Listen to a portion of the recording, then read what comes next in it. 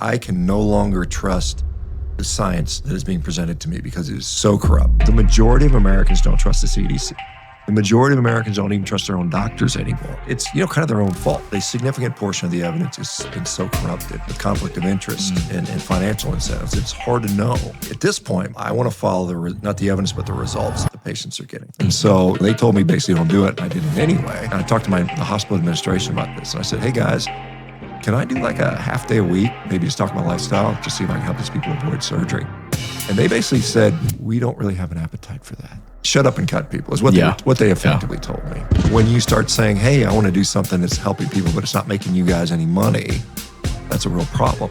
Most physicians these days, whether they want to admit it or not, are basically subcontractors for the pharmaceutical industry.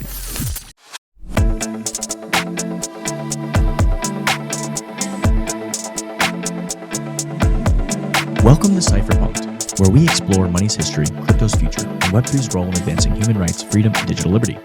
Today's guest is a rebel physician, an elite athlete, and best-selling author who challenged a deeply entrenched, centralized system and sparked a global movement. After a decorated career as an orthopedic surgeon, he began questioning the fundamental assumptions of modern nutritional dogma, a system he calls a heaping pile of garbage. His book, The Carnivore Diet, is less of a diet book and more of a manifesto for reclaiming personal sovereignty, one steak at a time. It's an honor to have him here. Welcome, Dr. Shawn Baker. Matty, hey, thanks for having me here. Appreciate it. Yeah, I think it's not just so much nutrition. I think it's the whole healthcare system is got some real work that we need to do on it for sure. Yeah, I think you met my dad earlier. He's also a physician, so he's. I've been trying to push him to be more holistic. I'm always telling him, hey, he's always trying to medicate, right, but it's like, hey, you like be more holistic here. Let's try to look at some of the root causes first, but. Kind of what he says is you get these people and you see them once every 6 months. It's hard to, it's almost like you have to put Band-Aids on bullet wounds. That's kind of what he's saying to me. It's like, you can tell people you can lead a horse to water, but it's hard to make them drink it. What do you think about that? I agree. I mean, in many ways, because most physicians have been trained, it's been basically beaten out of them that, diet lifestyle doesn't really work because no one does it and it doesn't really work that much. And that's kind of what I grew up in. When I started medicine, I remember this is, in the late 80s is when I first went into medical school after college. And I quit to go play professional rugby for a while and then jumped back in about 7-8 years later.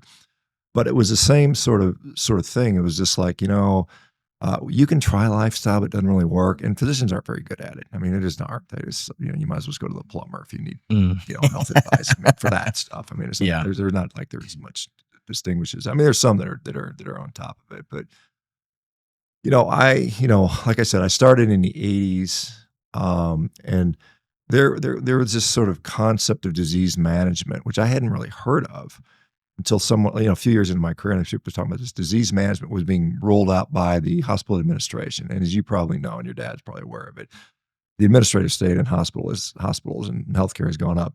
It's unbelievable. 1,000%. It's just like the administrative state in our public school system. Right. So you got all these. The government gets involved in anything, it becomes an absolute disaster, and worse outcomes for everybody else. Absolutely. And so they decided that disease management was the paradigm that we were going to adopt. And you're like, what does disease management mean? Well, it doesn't mean you're curing disease. It just means you're going to manage these people's symptoms with medication. Basically, you're just going to medicate people for the rest of their life. And that was really handed down by the pharmaceutical industry. And most physicians these days, whether they want to admit it or not, are basically subcontractors for the pharmaceutical industry. They may not take direct payments, but they benefit from all the advertising you see on TV from pharmaceutical companies, all the advertising you see from hospital systems. That all benefits the physician themselves. So while they're saying, well, I'm not selling anything, you kind of are. You're benefiting from the advertising that's going to you. And so because only physicians, essentially, and nurse practitioners can do it as well, but have the power to prescribe. That is the only differentiator that kind of keeps them in this special place, a special elevated place. Because you can heal people without medicine all the time. And I do it all the time as a guy who promotes, different nutritional strategies and lifestyle stuff. But that is, I was reading your book. It seemed like they almost didn't like that when you were working. Well, yeah. So it's I'll go back to that little story. There was an interesting thing. So and I've got some, like I said, I had a kind of an interesting background. You know, I started medical school, did a year, left to go play professional rugby, came back, joined the military, so I could keep playing. You know, because back in the '90s, rugby in the United States was you know, there wasn't much there. There's still not as much as other countries, but it's better than it was. And the only place you could play was the military. So I joined the military, joined the Air Force. My day job was to launch nuclear bombs. So I was stationed up in Wyoming. I was reading about that. Wyoming. Yeah. So I was doing that. Wyoming's my second favorite state. Is it really? Yeah. Yeah, Wyoming's Jackson great. Hole was Well, just well, my yeah, favorite Western Wyoming rather. Yeah. Eastern Wyoming, where Cheyenne, where it's Cheyenne's windy, very flat. and cold and plains. And Uh-huh. I think the people that settled it originally, they were probably coming across. You know, they go across Nebraska. And it's like, fuck, man, this weather sucks. It's horrible. And it got they couldn't stand it. They're like, we can't go any farther. And they said, okay, we're just going to stop here. And that's Cheyenne. That's fine. It does feel like that. It seems like super flat. Yeah, I mean, it was like in the wintertime, you know, you'd be out like, you know, we would have to drive out to these nuclear weapon sites. So we'd take these big old Suburbans out there. And it would be like 20, 25 below zero. The wind would be blowing 60, 70, 80 mile an hour gusts. You know, semis are blowing off the road all over the place. And you know, that's like 4 months of the year. It's like, Man. this is a harsh place to live. So, but yeah, so I get in there and I go back into medical school, and, you know, graduate with honors, get into orthopedics, finish my residency. So I do a civilian residency down in Texas. And then I go get shipped off to Afghanistan, you know, to do this trauma surgery. And we saw this like just crazy stuff. And I was telling Paul, you know, like we were talking about why I'm sort of not a big fan of war, because I was in there in the front line serving in you know, in a capacity as a trauma surgeon. And we see this. I was reading about that. Yeah, horrible stuff. And some of the stuff I wasn't allowed to put in my book. I was going to, yeah. Yeah, why couldn't you put it in your book? Well, because the editor said this is a little too much for a book about nutrition. It was just like too raw. So, you know, we were talking about like, you know, these, you know, because we were, you know, quote unquote the good guys, you know, the U.S. and NATO supposedly. I know there's people that sort of disagree around that, but I mean, nonetheless, I mean, you're fighting this group of people that is willing to do whatever it takes to win, right? And so we had, I remember this one kid comes in, he's like 5 years old, and you know, he comes in, he's like a burn patient, right? And so when in my residency, I remember my second month of, you know, you go to medical school and you come out and you start your residency, your internship, and you don't know what the hell you're doing. You're really like this. I don't know what the hell. Let the nurses tell me what to do. So my first month is rehab, which is like a bunch of people hanging out in the hospital doing PT. That's an easy month. Second month is pediatric intensive care burn unit. Oh man! Right? So you're by yourself at night, taking care of 16 critically burned kids in an ICU unit, going, what the fuck? And you're not sleeping. Oh man, that was the worst month of my career in residency, because I think, I'm not exaggerating, we were working something like 130, 140 hours a week. I mean, you would stay up for 40 hours. You go home for like 6-7 hours. That's what my dad was telling me. Yeah, you go back and you do it again. And he said they pay you like less than minimum wage. Oh yeah, they totally abuse and exploit the residents. And nowadays they've softened it up a little bit, you know, but it was really, really challenging. I remember seeing these kids that were just critically burned. And I remember we had this one little kid. He was like, I think he was like 3. And most of the kids, you know, this is in Texas, so most of the kids were coming from Mexico, because they have these, you know, in the United States, a lot of like the bedding and the stuff is you know, flame retardant, and they don't have that down there. Or at least at the time they didn't. And so we had a lot of burn victims, and we had one kid, I remember, that like he ran afoul of some other people and they burned him. They just basically poured gasoline on him. God. You know, and so he was burned like 98% of his body. And so with burn victims, what you have to do is, you know, you have to find skin to graft. And so it's like almost like a cheese slider. We call it a dermatome. And you'll just like, you know, kind of pull some of the skin off, you know, thinly slice, and then you mesh it out so you can, you know, it almost looks like a fishnet stocking hose. And then you stick it back on to cover as much area as possible. And the only place you could get skin from was like the soles of their feet and their scrotum, because that's the only place it wasn't burned. So you're in there like harvesting this shit, and you have to do it like every 3 or 4 days. When the skin grows back, you're doing it again. And it's kind of like constantly, and it takes months and months and months in there. I had this one little kid, he was 3, and I remember, and I didn't speak Spanish at all, you know, very little. And this kid was like, he was 3 colors. He was yellow, he was red, and he was black. He was black where he was burned.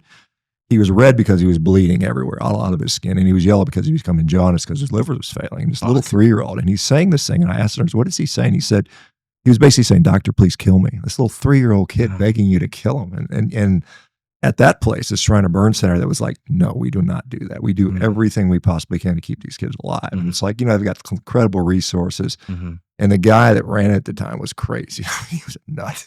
I mean, he was considered a really, well-accomplished burn surgeon. He was just like crazy guy to work for. He was just like screaming and yelling. And it was a stressful environment. Yeah, I can imagine. So yeah, so that's that's sort of the residency. You go about 5 years without sleeping. So then I get shipped off to Afghanistan, as a relatively new surgeon, and we're in there, and it's like you get shit that comes in, and it's like there's no books about this. It's like these, half the body's blown off, and it's like, how do you deal with this stuff?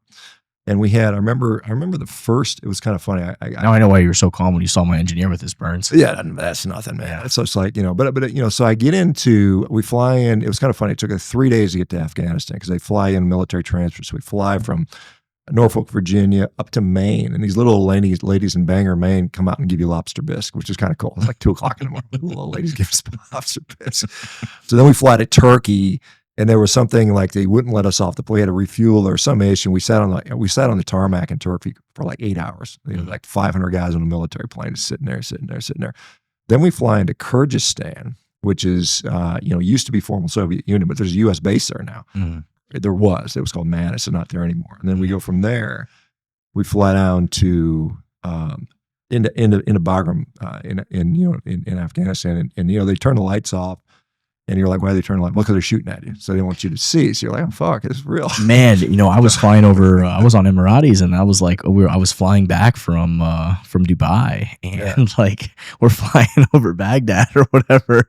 And the flight attendants, this was the only sketchy, it was an amazing experience, but the only part where I was like, I got a little nervous when we're flying over. I'm looking at the little plane thing, the little map, and it's like, oh, we're flying right over Baghdad or whatever. And the flight attendants are coming through. Oh, shut your window, shut your blind, shut your blind. I'm like, oh my God. What is this? This was like this was this year, man. Recently. This was in the past couple of months. Okay. Interesting. So I was like, what the hell is going on here?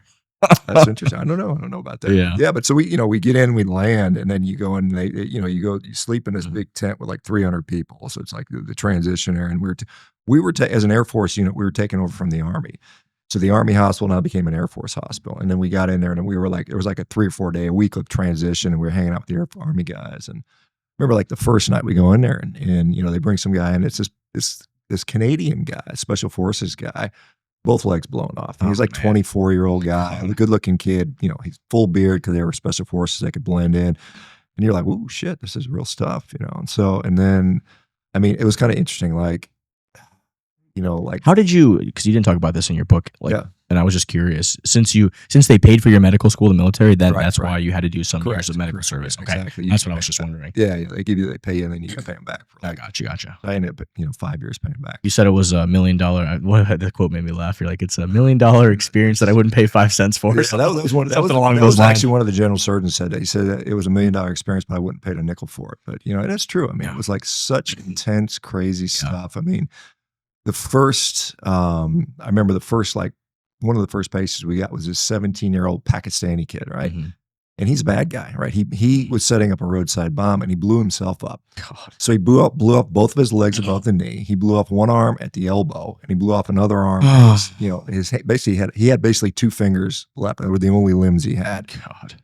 And, so we end up taking care of this guy because we just took care of, as physicians, you just take care of whoever. Yeah, it's a medical. So we're trying to do our best to save this guy.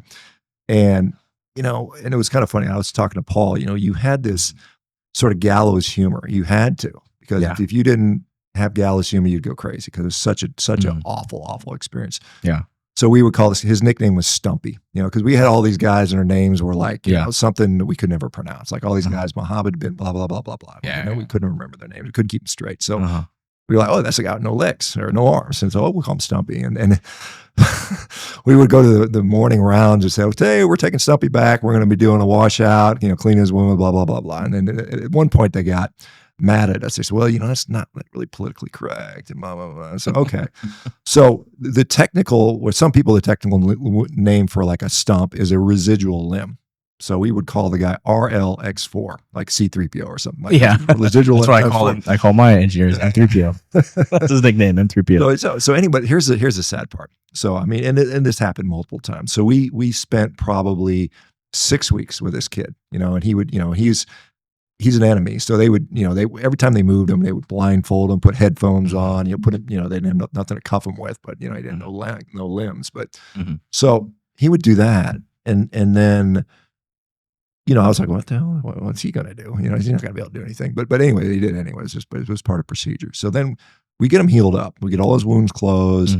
And we turn him over to the Afghan army, who takes him out and shoots him in the head. Oh, I was like, God, fuck. Are you kidding me? No, I'm not kidding. It was like that. That's happened multiple times. Man. So we're like, we just spent all this time and effort and resource to try to save this kid's alive, even though he's a bad guy. But they were like, but the reality, kind of the reality is, what is it, in Afghanistan, you are a person with no limbs. How are you even going to survive? I mean, it's kind of like a, it's a weird type of thing. So, I mean, it was like, and then, one of the things I was talking about these kids, we'd had a lot of kids come in, and there was a lot of land, because Russia landmined the hell out of Afghanistan, I think in the 80s. And so there's lots of landmines still there. So all the times we'd have kids, we would take care of a lot of civilians. So they would come in and, little kids would be blown up, and, that was sad. We had one kid, I remember this.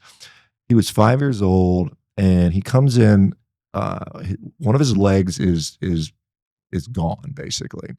And he's got like burns all over the back of his body and his legs. And we're like, what, he's a burn victim? Was he have a blast? And what it turned out was that the Taliban, the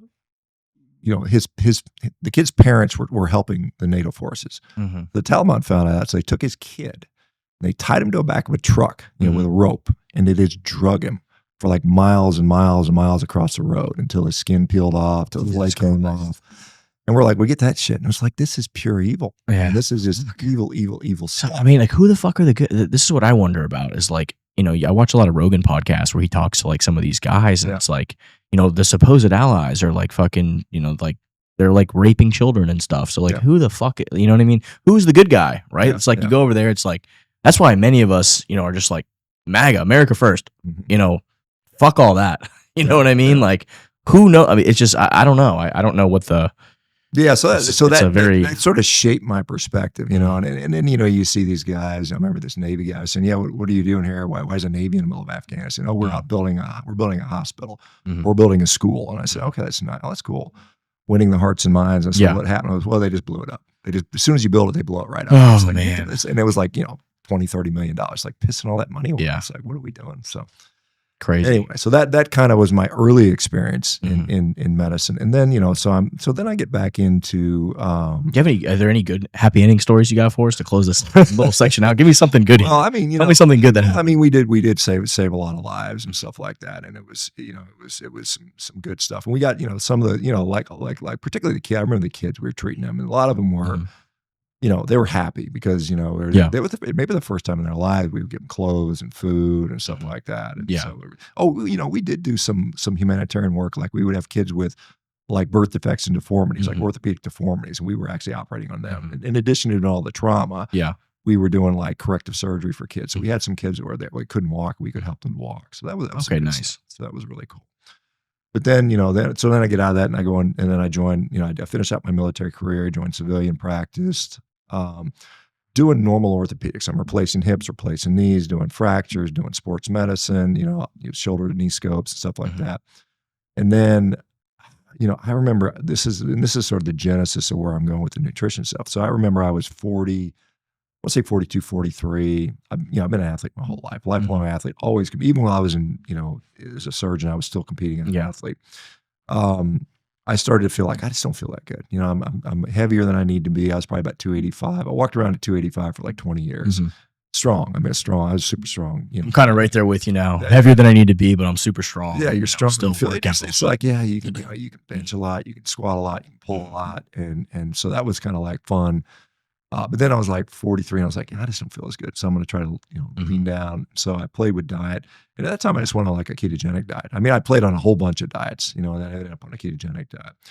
And then we had a bunch of patients that need knee surgery. And most of them are overweight, and, they have inflamed knees because they're excess adipose tissue. And so the thought among the orthopedic community was, if we keep operating on all these people that are obese, we have a higher complication rate. We have more likely to get a blood clot, more likely to get an infection, less likely to rehab as well. So we're like, the whole community came together and said, hey, we're going to try and like slim our patients down before surgery. but they didn't tell you how to do it. They're just like, well, figure it out, dude. So I was like, okay, well, I'm doing a ketogenic. I'm gonna put my patients on a ketogenic diet, and not, only some would do it. Most people are like, I don't want to change my diet, which is fair to say. A lot of people won't. But the people that did, and I started to see this pretty regularly. I started to see people, they change their diet and they come back for a follow-up visit, and I'd ask them, how's it going? I said, it's going pretty good. But you know what? My knee doesn't hurt anymore. And that was like, whoa, well, if your knee doesn't hurt anymore, guess what? You don't need the surgery. You don't need the surgery. Yeah. And so I started to really think that was really neat. And I talked to the hospital administration about this. And I said, hey guys, can I do like a half day a week? Maybe just talk about lifestyle to see if I can help these people avoid surgery. And they basically said, we don't really have an appetite for that. So they shut up and cut people is what they effectively told me. Well, that's a lot of money in it. Well, yeah, I mean, because you generate a busy orthopedic surgeon generates millions and millions of dollars for a hospital system, like tens of millions of dollars likely. So they don't want to see that being jeopardized. So it's really about the money, and this is the whole thing about the healthcare system. I mean, yes, on paper they're supposed to help people get healthy and help with disease, but it's a business. The bottom line is make money, and that's a got to pay for all those administrators. Right. Yeah, to pay for all these stupid administrators everywhere. So this is a side effect of that, and so when you start saying, hey, I want to do something that's helping people, but it's not making you guys any money, that's a real problem. And so, they told me basically don't do it, and I did it anyway. And then it came into a problem. Then they said, well, we're going to investigate you. And so they did a sort of sham investigation. They hired one of my chief competitors at another orthopedic group to review it. And they, of course, said, we disagree with your care plan on this in this case. And they don't tell you. They said, well, we found, a handful of cases where we disagreed with what you did. What do you think initiated that whole process? I mean, you think you rubbed somebody the wrong way and pissed somebody off? Well, part of that, or something. Because I was, I remember we had this one gal who was head of the medical staff affairs, I think, and we would roll out a new computer system, and it was buggy as hell. And it was causing problems. It was really compromising patient care, and I was very vocal about it. I said, this is BS. If you can't get something that works, we shouldn't be stuck to do it. And it was, they already signed a multi-million-dollar contract for this thing, so we're kind of stuck for us. But I was like, look, this is my dad's having the same problem with some of his systems. Like, so, what are you doing? Why don't you get a different system? Right, He's like, dude, he starts laughing. He's like, they get you for these massive fees, and then they get you locked in. And it's like, it's he's trying to redo his whole practice with AI right now. Yeah. The promise with electronic medical records was it was going to be completely universal across the board. Everybody could talk to everybody. And the reality is none of that works. Yeah. It just doesn't, even 20 years later. And so I was complaining about it. I remember there was some glitch in the system. And it was like every time I went to go operate on the patient, it said my chart was incomplete, even though I completed it, but it wouldn't recognize it. So what happens is, at the beginning of the day, they're supposed to roll a patient back to the OR, and they open the OR, they sterilize it, right? Everything's sterile. They open the equipment. And you don't want that stuff sitting out forever, because the longer it's sitting there, the more chance bacteria and stuff will land on that.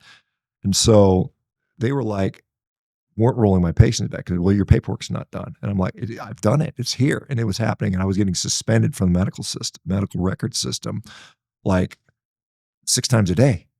Same problem over and over again. And no one could figure it out. I said, I know it's here. I can see it. I could show it to them. And they're like, well, it's not registering on the computer, so it won't allow the nurses to bring the patients back.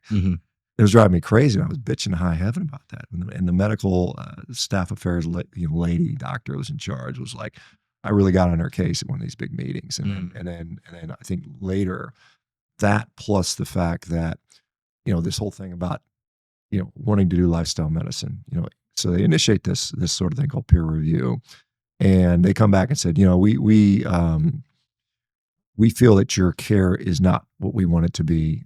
So on and so, and I never had a lawsuit. I mean, I had a great patient outcomes. Yeah, but it was just like they were just like randomly doing this, and so they run it through this thing, and they basically said, we find deficiencies. I said, what are they? Can you show them to me? They said, no, we can't show those to you. Seriously, they said, you can't even show you. It's not like a legal affair where you can go to get through discovery and like shares or evidence. The most anti-American thing I've ever heard of. Well, it's just like a kangaroo court. So there's you can't see the evidence. You don't even know who's accusing you. And it's completely, and the reason they do this is they say they want it to be protected because they don't want retaliation. But I mean, it's just like you have no basically ability to fight back. And so they came back and said, we're going to suspend your privileges. And then they reported me to the state. And then, you know, what happened was, and then I was like, well, fuck, this is BS, you know, because I was very naive at the time. I was like, I didn't do anything wrong. I'm a normal, you know, ethical guy. Yeah. And so they do this, and then I end up hiring a lawyer.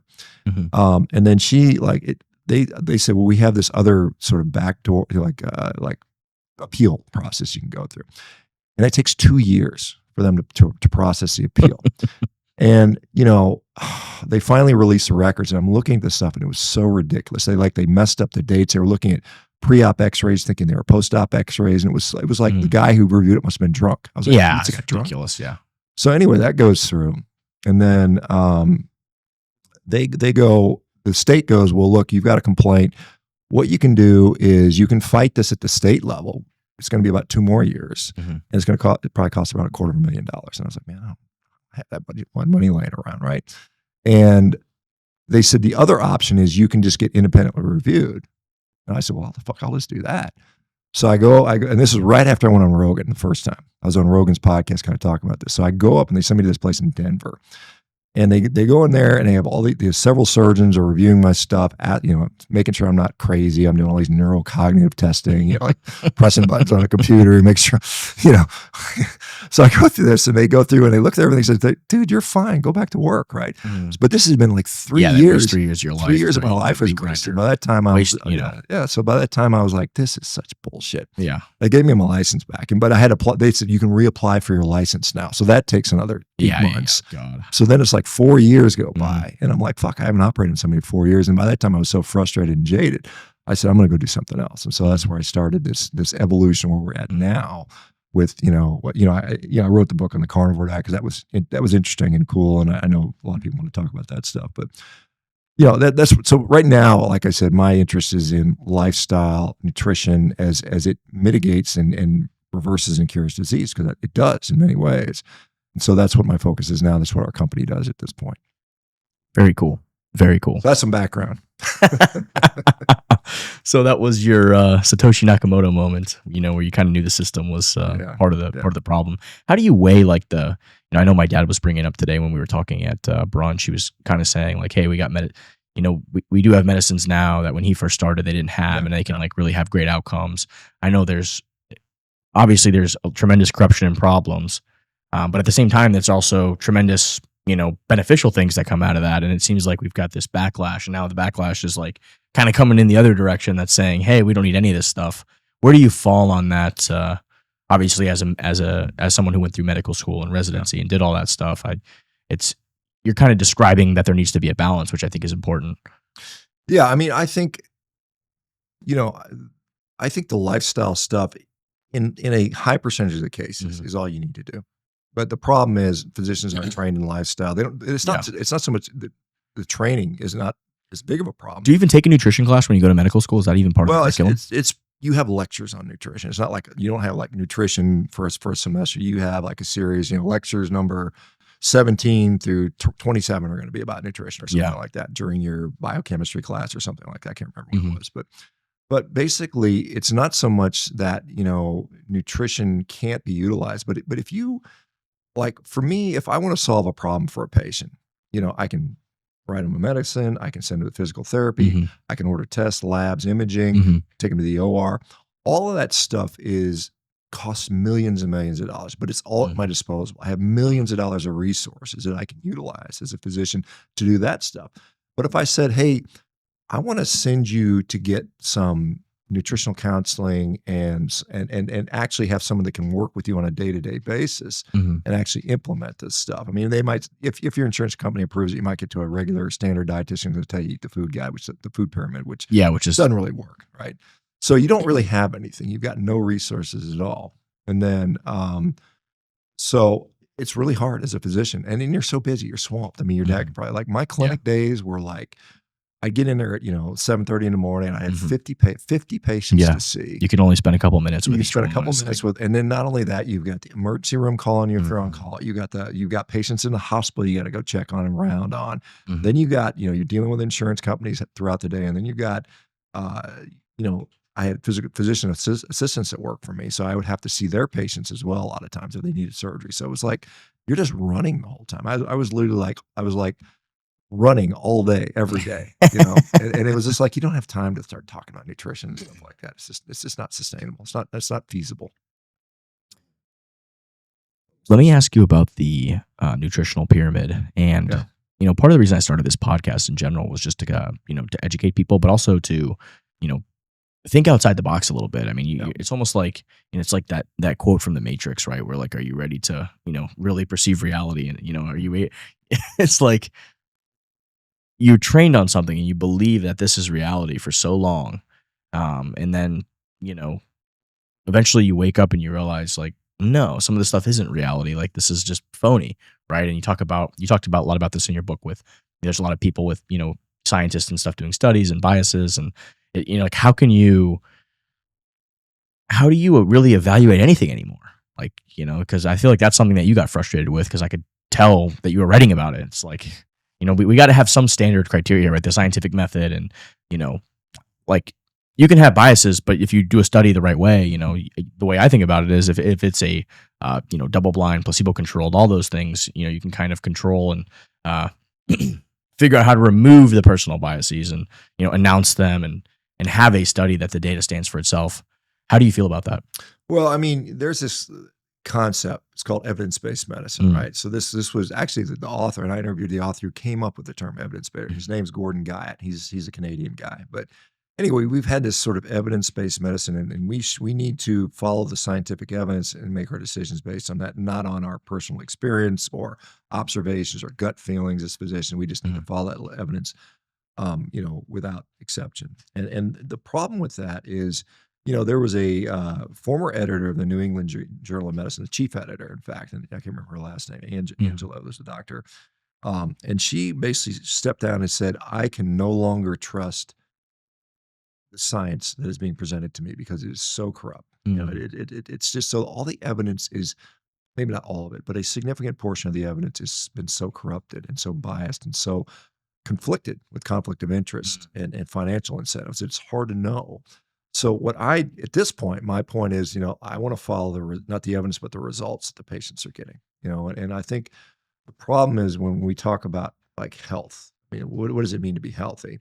And, if you go to the physician, they might have a string of tests that they're going to want you to blood tests or maybe they'll take your blood pressure, look at your weight, things like that. But most of it's just kind of, it's a number, but it doesn't really mean anything. Because if I ask you, what does it mean to be healthy to you? You're probably not going to say, I want my serum potassium between 3.5 and 4.5, and I want my LDL between, 60 and 110. I mean, you probably don't care about that stuff. If I really said what's health, and you would say, I want to feel good, I want to perform good, I want to function mentally, I want to be happy, maybe have decent body composition. Those are the things that actually really matter to patients. And so if you're not getting your patients in that direction, what are you doing? You can monkey around and play with numbers and move blood markers around by taking supplements or taking drugs, but does it ultimately result in a healthy, happier human being? And I think most of the time it doesn't.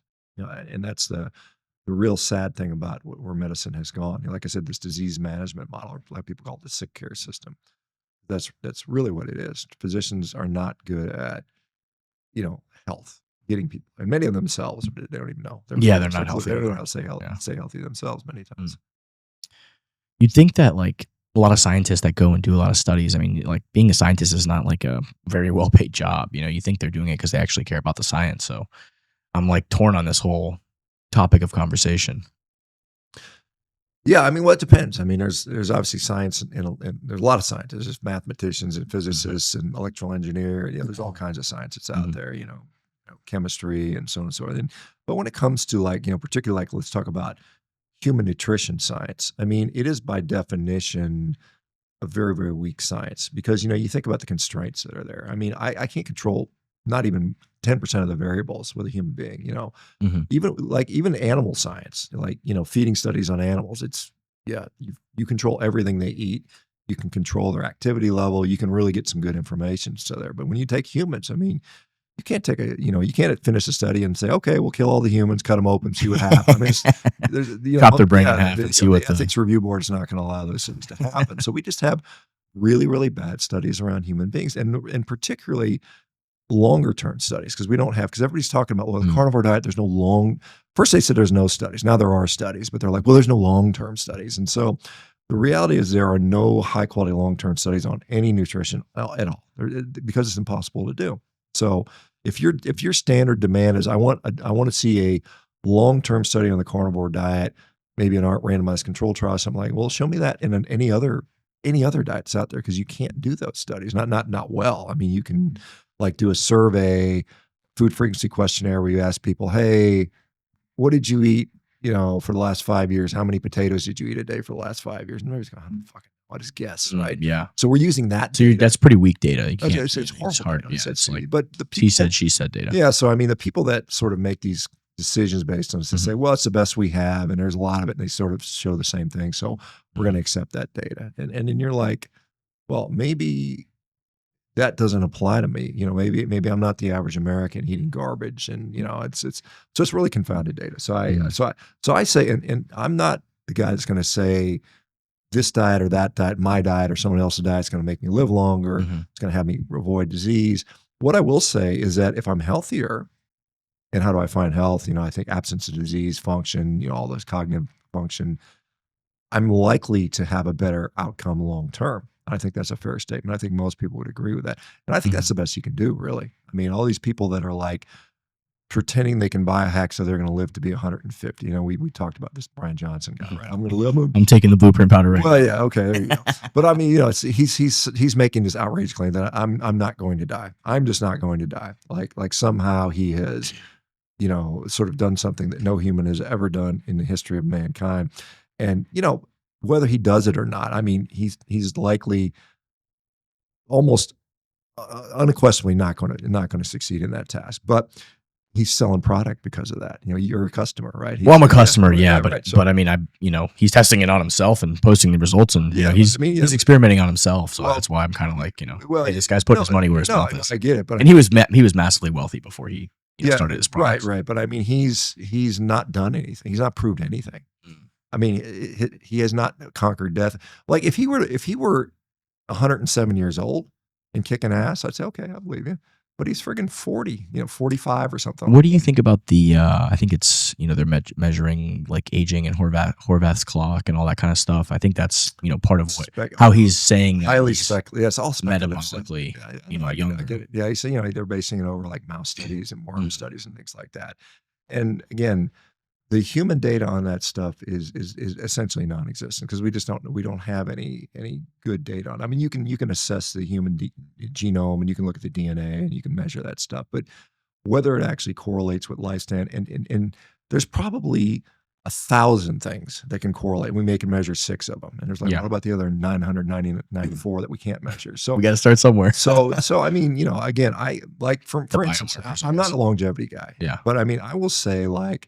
And Paul here, we did some working out yesterday. I mean, dude, there's no doubt that you're fucking ripped, massive, and like you look extremely healthy. Well, but I mean, it's not. There's no doubt about that. But it's just like the level of function that if you can function as someone who is 20 years younger than you, that probably is as powerful as anything else. It's probably more important than methylated DNA or. How long your telomeres are. But I think what you're saying is like one thing is like a phenotype. The other thing, like it's a result of both those things can be true, right? Like if you, right. But I mean, if your biomarkers are showing 20 years younger and you feel 20 years younger, I mean, that's a win. Well, but I mean, again, you're saying which biomarkers you measure, you can only measure a small fraction of it. So like for instance, if I say, if somebody asks me what would I measure to see if I'm healthy? Because should I check my cholesterol? Well, I said, your cholesterol can change 50, 80, 100, 200 points a day. Like I've had my cholesterol move 200 points in one day. Right? It does. You can. I think it was Peter Attia was talking about this. So you've got this wild variability in these individual biomarkers. Anybody who has a CGM knows their glucose can move 20, 40, 50, 70, 100 points in a matter of minutes sometimes. So it's like, if you look at that, you're like, well, and I'm just taking a snapshot. I'm going to the lab and get some labs and some look good, some look bad. What does that mean? And if it's going to change tomorrow, is that really a good measure of your overall health? So I look at things like, how much fat do you have around your belly? because that ain't going away tomorrow. I mean, that's going to take, if you got 30 pounds of extra baggage around your stomach. I got some baggage I got to get rid of. So, but it's still going to be there tomorrow. I mean, you might lose 1% of it if you didn't eat today or something like that. But so that's more chronically indicative of health in my view. So I think, what do you need for that? You need a friggin' tape measure. I mean, you measure waist to height ratio. It's probably a better predictive thing than most of the labs we do. And so I think we overcomplicate it. And, like I said, let's say you have a solution for what you think is longevity, right? And you have a test that shows, but you own the test. You own the test. You sell the test. You sell the solution, which is not proven. I mean, there's no good longevity data out there. I mean, I'm still waiting to see 120-year-olds walking around jacked and tan. I'm not seeing it yet.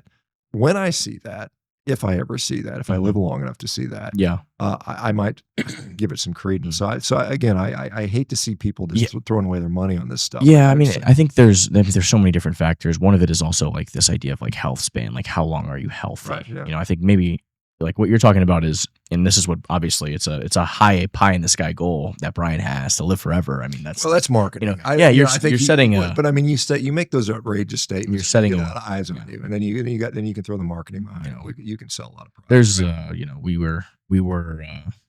we could never go to the moon before we went to the moon. We could never go to Mars until Elon's trying to do it. So I mean, I appreciate people with visionary ideas trying to do things that have never been done before, right? So this idea of health span is like, are you healthy for longer? Right. Can you be 80 years old and be able to walk around and not feel like shit? I think maybe you're not going to live to 120, but most 80-year-olds probably don't feel so great. So that's kind of my thought when I'm thinking about some of this stuff. No, absolutely. I think that's a good ambition. But like I said, when you said people that went to the moon, well, I mean, I know some people think we haven't been to the moon, but or whatever, we build a computer or something like that. I mean, it's actually been done, so we can verify it. I mean, there's probably a lot of skeptics before, like in 1940, and somebody says, well, we should go to the moon. There's a lot of people, that's going to be hard. That's going to be real. Of course, yeah. And then supposedly people said it's impossible. People are still saying it wasn't going to lie. So when was it 69 or 68 we landed supposedly? I can't remember. Like July,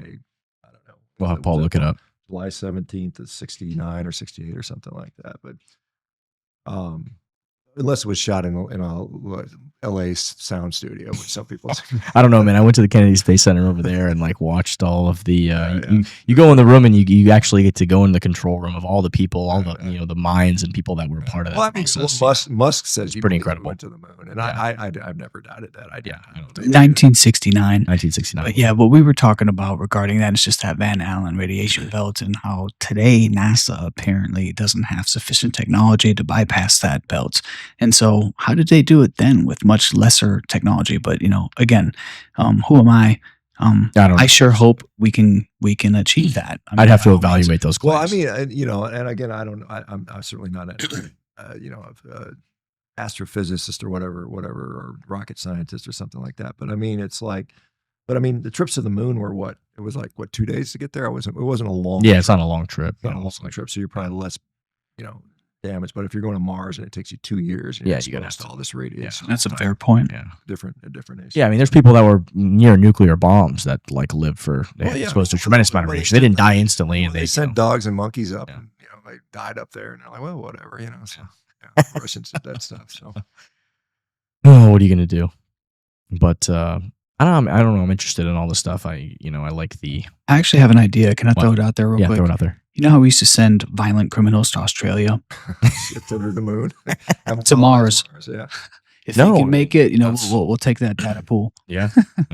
So maybe they'll colonize it. Well, I think, and Paul and I had this discussion about going to Mars, and it's like, Elon's, he thinks we need to be a multiplanetary species. And I think that's a noble ambition. And I think it's like, the questions I have is how, obviously we have the technology to get people there. I mean, he's got, reusable rockets and all that, and we can probably build habitats and stuff like that. But my couple questions are, one is, can you reproduce in space?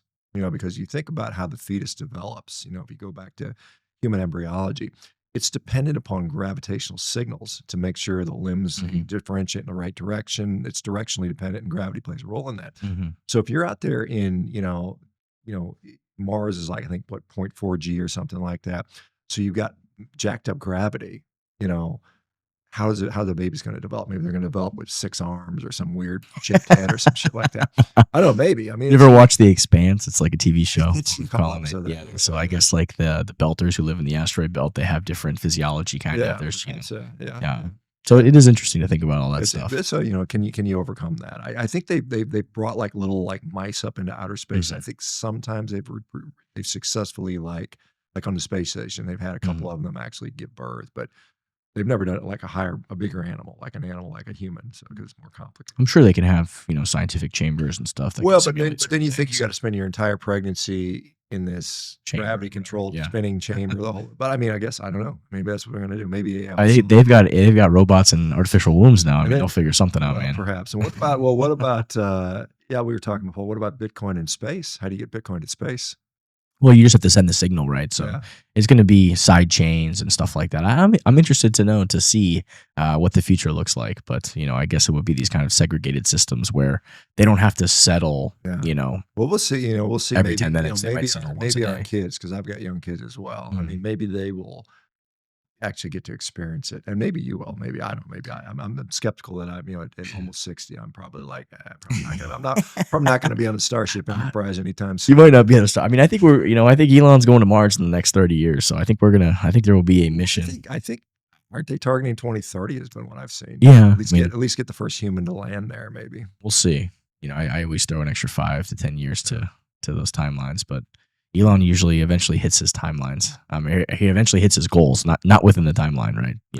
We're still working on the full self-driving stuff here. That was supposed to be here years ago, but I thought that's part of. To be pretty good, is it not? It's amazing. Don't get me wrong. No, it is absolutely amazing. But it's not fully autonomous, really. I mean, it kind of is, but they won't allow it to be. But it's not a technology. It's a regulatory issue. It's not. It's still There's still every once in a while a mistake that is made, and I don't think the rates are less than human drivers. For sure. Yeah, no, it's better than human drivers, but you know that the one time, it's worse than a human driver, it's going to be all over the media and it's going to be, the end of the world. So, you got to be so. By a self-driving car as a pedestrian, you have a light and there you go. Lawsuit or something. And then it's like, the media blows it up and, cars are the AI is already way safer than humans anyway, but they don't look at it that way. They don't look at the opportunity cost of having all those other lost lives from human drivers. They just they'll focus on that one issue because it's new, and humans have always done this. I mean, anytime there's change or something new, it's attacked. It's a threat. So, no, for sure. Yeah, we like things to stay the way they are. Sure, most of us. Let me ask you a question. When I was reading your book about I really enjoyed like the anthropology section, talking about different humans, different periods of, I think Australopithecus, different how hominids evolved and the brain matter ideas, and like, hey, we have more brain matter, we need more energy, we're probably more carnivorous, the teeth, like all those different things. I kind of wanted to ask you more about because you did talk about it very briefly about like different people kind of have different diets and stuff like that.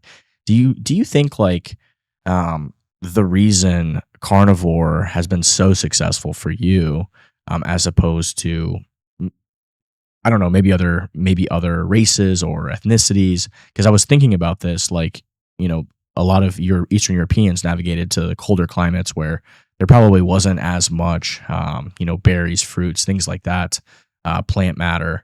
And there was a lot more hunting that occurred. But if you go closer to the equator, you've got like Africa, it's a lot hotter, but there's trees and plants and rainforests. Do you think it's possible that, like the carnivore diet is better for, say, Eastern Europeans, but maybe African Americans it's not so good for?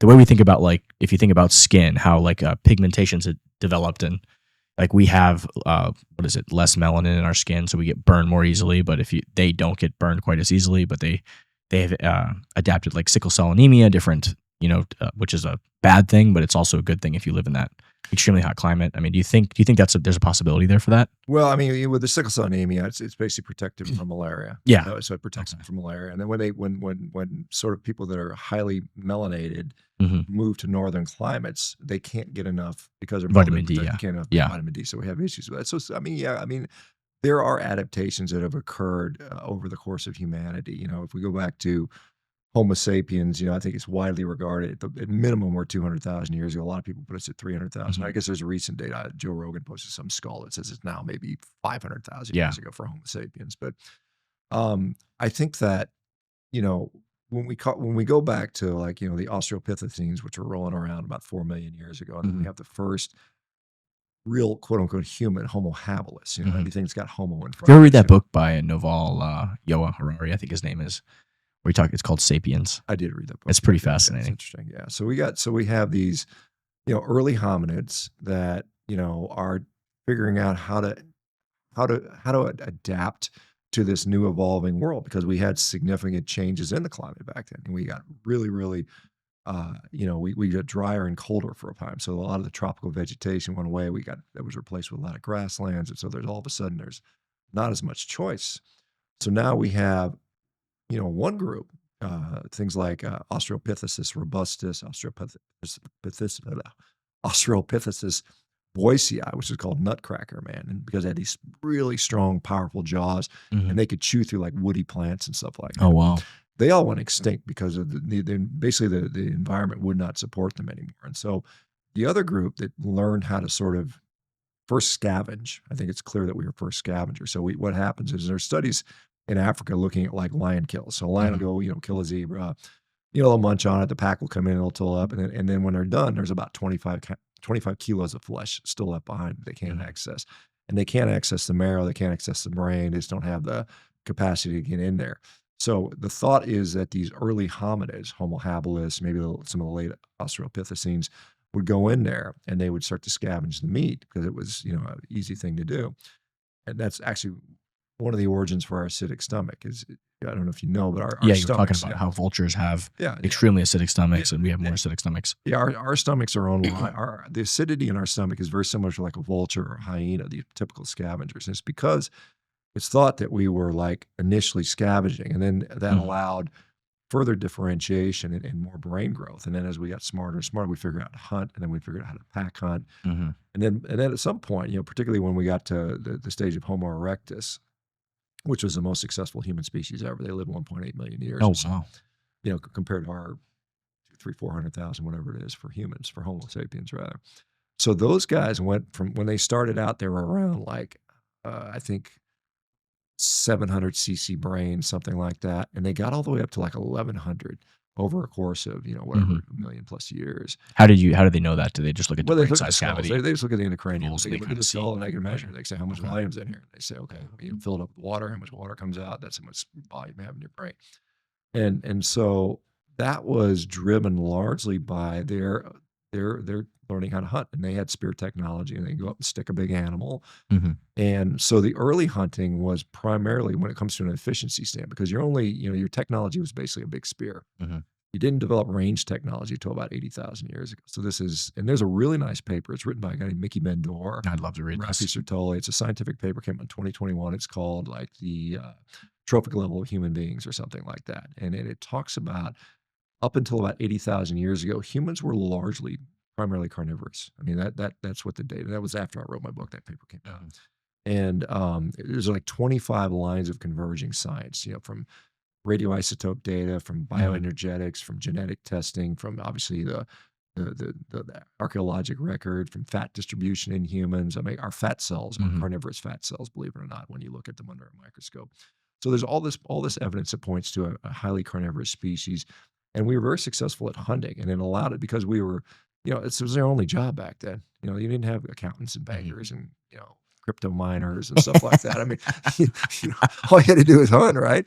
So that's your only job, and we're really good at it. We were the only species. Think about what human beings have successfully eaten. We've eaten sharks, we've eaten cows, we've eaten lions, we've eaten tigers, we've eaten monkeys and hyenas and other humans. And we kill everything. We were so good at it because of our, tremendous brain. And so that worked up until about 125,000 years ago. And then what happens is the megafaunal population starts to dwindle. The human population starts to expand, and we've overhunted our food. And I know some people talk about, the Younger Dryas 13,000 years ago, but this is well before. This is 100,000 years ago. Like when humans got into Australia about 60,000 years ago, all the megafauna disappeared within about 5,000 years. All the giant birds, all the giant reptiles, gone. It's not like, in fact, there's a good book called Megafauna, written by a guy named Bass Edmies, and he talks about like for about 100,000 years, humans or early hominids went after giant tortoises. They were everywhere. Wow. Because no one could eat them. Like all the other animals have no way to get a tortoise. They suck in their shell and they're totally protected. But guess what? A human being, they pick up a big rock, they go, bam, and break the skull, they break the shell open, and the animal's dead. So it was like a all you can eat feast for 100,000 years. So we ate all these giant tortoises to extinction. And now they got a few on like we put them on Galapagos Galapagos Island. Island. I was there last year. It was really cool. Really? Yeah, it's an awesome place to see. Wow. Highly worth visiting. Galapagos was really cool. I've been wanting to go for a long time. But so we get to there. So we get to about 80,000 years. We're running out of food, and then it's like the pressure is okay. Now we got to hunt these skinny little animals, megafaunal animals. So now we're chasing deer around. So now we got to shoot them with a bow and arrow, and you know, it's like, you know, when you first had those spears, it's like, am I going to be chasing birds around with a spear? How successful am I going to do? How much food am I going to get if I got to chase birds around with a spear? So we didn't do that initially. We just went after the big animals. And so that's where our initial sort of thing was up until about 80,000 years ago. So then we start chasing smaller animals, and they don't have as much fat on them. They don't have as much energy. So now we're like, I need more energy to run my brain and run my system. So now we're starting to incorporate more plants in our diet. So about 80,000 years ago, we started to become a little bit more omnivorous. And then 15,000 years ago, we started 15,000 years ago, we started farming. And then at that point, humans got smaller, weaker, smaller brains. We went up to like 1,500 cc's about 125,000 years ago. And then our brain shrunk down to about 1,300 cc's. Oh, wow. So we've actually lost brain size. Yeah. We got smaller. We got like there was a population called the Gravettians who lived in Central Europe about 50,000 years ago. And they were specialized mammoth hunters. I mean, that was their specialty. They had everything's mammoth everywhere. And they were some of the biggest humans to ever walk the planet Earth. I mean, there was 50,000 years ago, the average height was something like 6'3", you know. And that's among the subgroup of what are they called? The Gravettians? The Gravettians. Gravettians. I think you did mention this in your book a little bit, if I remember. Yeah. So like for instance, like the tallest population in the world today is like in like Denmark or Netherlands and Central Europe, like Slovenia or something like that, and the average is like 6'1", and this is where you get these big European basketball players that are 6'9", 6'10". Yeah. So back then you had guys who were walking around, or probably if the average was 6'3", they probably had a lot of guys 6'8", 6'9", 6'10", walking around like giants. And they've confirmed this from just finding the bones. Yeah, they find their bones, and they basically do an estimate basing on what they found. And these are Homo sapiens, not Homo neanderthalis. Or this is 45. Yeah, these are Homo sapiens. Yeah. Well, I mean, Neanderthal persisted up until I think 28,000 years ago. Something. They're saying they found more recent stuff. Well, there's some caves out in Spain and stuff like that. They found some. Yeah, France has got some stuff, but yeah. So that kind of drove us into this omnivorous state, and so then you obviously have regional differences, like where did agriculture eat? Remember learning in the Fertile Crescent in whatever grade school we learned about that stuff, and so that's where you got people that originated out of what's now the Middle East. Maybe they're more tolerant of grain. And then, of course, with like dairy, where's dairy most prominently used? Northern Europe. So you have a lot of dairy consumption there still today, and people tolerate it better. And so I think I think everyone is. But humans have always, even forever, right? Haven't we breastfed and stuff? I mean, that's a form of dairy, right? I mean. Right, yeah. But I mean, specific to like cow dairy or goat dairy, sheep dairy or something like that. But yeah, we've always breastfed. In fact, there's another interesting paper out there. It talks about mammalian weaning patterns and predicting brain size. And so humans have big brains, right? Particularly compared to other primates. And we breastfeed for a very short time relative to other. Like an orangutan is the longest breastfeeding primate. They breastfeed for 8 years. Wow. An orangutan does. And their brain is 300 cc's, tiny little brain. Because the diet they put them on after weaning is just leaves and shit. I mean, it's just like, it's like low energy food, right? Maybe a little bit of fruit here and there. Whereas humans, they breastfeed on average in the wild, like wild human beings, about a little over 2 years. That's like a, if you look at like indigenous tribes, they breastfeed for about 2 years, and then they put them on a higher energy diet. And they've done calculations looking at all mammals across world. These are carnivore animals, these are the herbivore animals. And this is how long they breastfeed, and this is how big their brain gets, and they can mathematically determine what their diet should be. For human beings, given the brain size and the short weaning time, it's like they have to be carnivorous, or they have to be at least big meat eaters to do that. You think about in the wild, where are you going to get all that energy? I mean, you could make the argument, well, that you could eat fruit, right? But guess what else has been swinging in trees for 25 million years? It eats a lot of fruit. All the monkeys and other little animals, and their brain has gotten zero bigger. It's still these tiny, 200 cc, 300 I mean, it's still cc. relative to other species that's much bigger. Right. But monkeys and primates are but compared to some of the smartest animals on right, the planet. but compared to a human Yeah. being, it's not even. Oh, close. yeah, for compared to a You're human. almost an order of magnitude difference. And so, so you got that data there that shows that humans were largely carnivorous. Now, in modern times, and I mean after agriculture. So what happens now? Where can you get concentrated energy like animal fat? Like animal fat is super high energy because our brain has this tremendous high demand. It's like, it's 2% of our body mass, but it's 20% of our energy, right? And that's why we have this high, this high, and that's why we even have humans are the fattest primates, by the way, also, and it's because we need that fat to power our brain in times of, of famine, basically.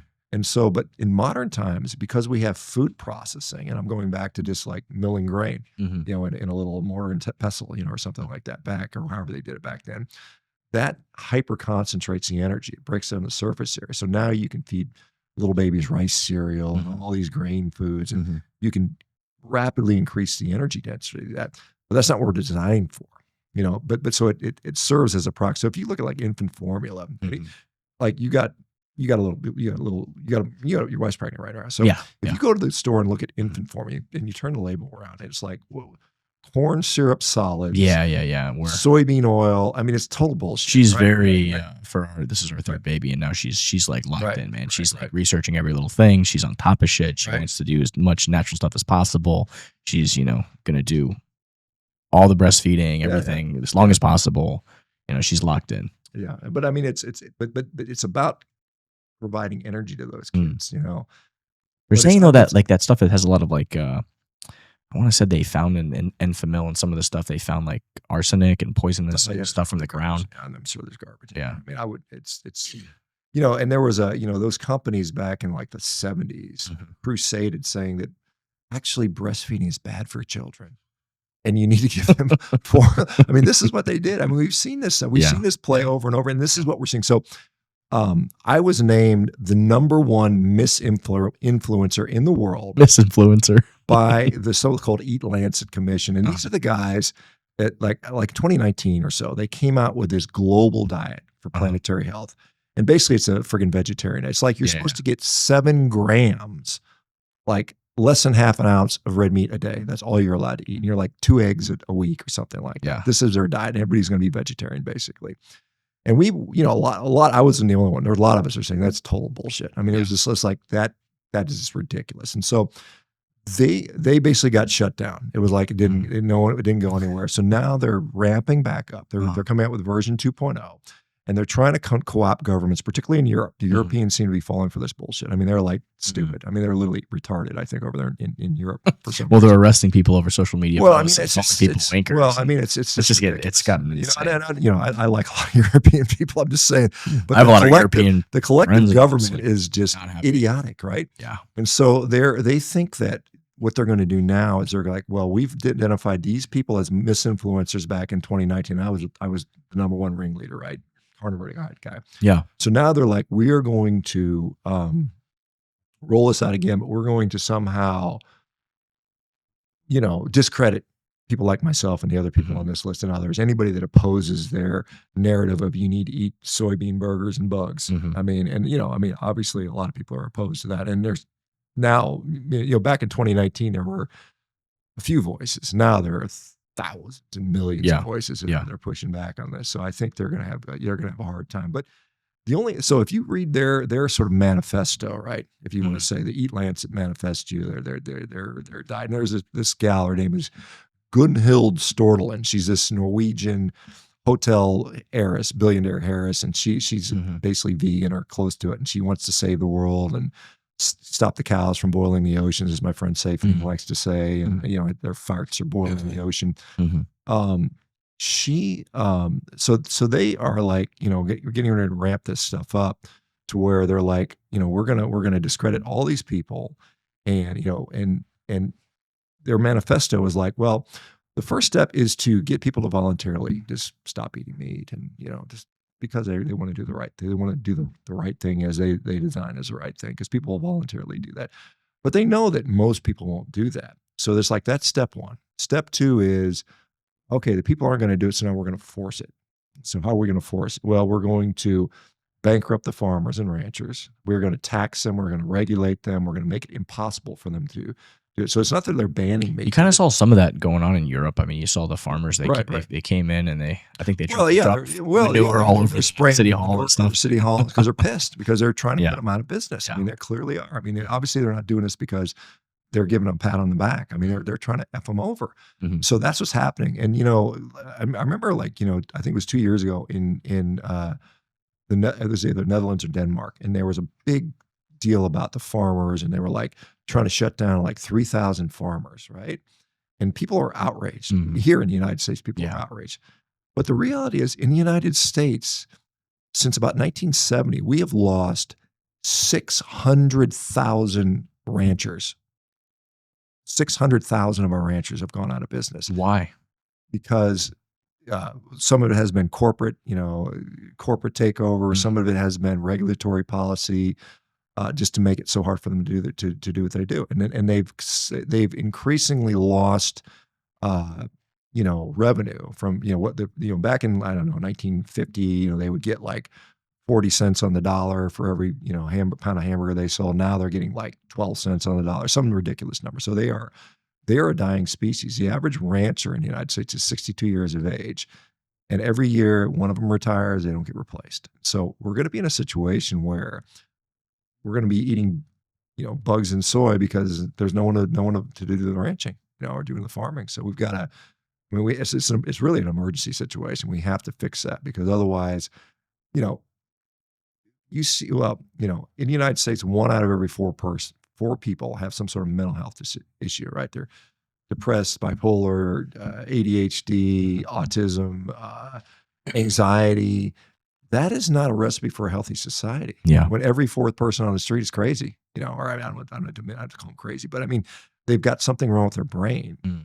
And then you get those people bouncing into each other with just simple Brownian motion. You get some like oddballs, and then all of you got this violence and craziness. Yeah. Everybody's scared and worried. And so that's a direct consequence of the shitty food we have. I mean, we've got to fix that. I'm going to be the radical guy that says we're going to figure out how to produce meat in those labs where they're going to make it with the right protein content. I know we talked about this back in Vegas. You're like, I don't know about this. And but I think we're going to figure it out. I think it will be, I don't want soy and all this shit in it. I want like a real fucking ribeye, that the best cut ever, and then they fucking figure out how to recreate the best tasting cut. That's So I think they will be able to recreate some of the taste. Mhm. I think they will be able to recreate some of the texture. They'll get close. I mean, they can't do it with plants. They're going to have to maybe Yeah, cell yeah. culture. So That's what I'm saying. Make it real. Use the actual cell cultures. yeah. And so what's happened, this was the sort of the dream 5 years ago. Silicon Valley, venture capital. I know a couple of them are still working on it. I know those companies are out there. Podcasts are talking about it. Yeah, they dumped a lot of money in that. And then some of the companies tried, and most of them failed. And what they found out was that to scale it, to make small batches, you can do it. You can do it.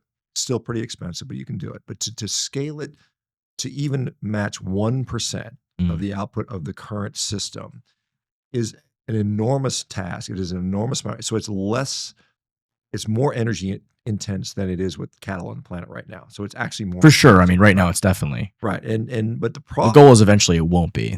They'll have scientific breakthroughs that will make it. well, you assume better. you assume you will. But I mean, as it stands right now, like the people that have evaluated it said, yes, it's way more. It's like 25 times more energy intense than just raising a cow. Cows are solar powered. They are self-replicating. They eat grass and drink rainwater. I mean, this is a reality. I mean, depending on how they're done, but that's like, that's a natural phenomenon. It's like trying to make artificial weather, I suppose. We're gonna, it's a big undertaking. And the problem is, what they seem to say, the people that talk about it says, well, we're gonna create new fats that have never been even used by humans before. We're going to use these like carbon 25 fats and to mix in there. So we want the consistency. And so we want to eliminate the saturated fats, because it's bad for you when Mhm. it's basically BS. Mhm. And so, but the some of the big technological hurdles right now is like, so what does a cow have? A cow has an immune system, right? It has a vascular system. It has a thermoregulatory system. It can heat and cool itself. Mhm. A cell culture can't do that. It has no immune system. It has no way to cool itself or heat itself. So that's all got to be done artificially. So Mhm. you've got to run the air conditioner, run the heater. Mhm. You've got to protect it from viruses, bacteria, fungi. And the problem is, like, if you take things in a petri dish, something like this, and then you're going to go to a 500 million gallon reactor or whatever it is, it's some enormous reactor. You can't just go from petri dish and shove it in the reactor. You've got to go petri dish to 1 liter to 5 liters to Yeah. 12 liters. And it's like, You're talking about like testing, making no, sure. no, it's just transferring the culture. Oh, transfer itself. Transfer till they get that big amount that you're going to need Gotcha. to feed Okay. a reasonable amount of people. Yeah. And so every single step, every time you move that culture, you've got to protect it from fungus, virus, everything that's in the atmosphere and in the thing. And, there's always, like, even in clean rooms. Why can't you just culture it to begin with in a giant vat or whatever? No. I think the mechanics, will just cause it to collapse on itself. I think you just can't do that. So, I mean, Or maybe just have a bunch of mini containers that's growing one ribeye at a time. That's what I want. I want, like, just, grow my ribeye. Boom.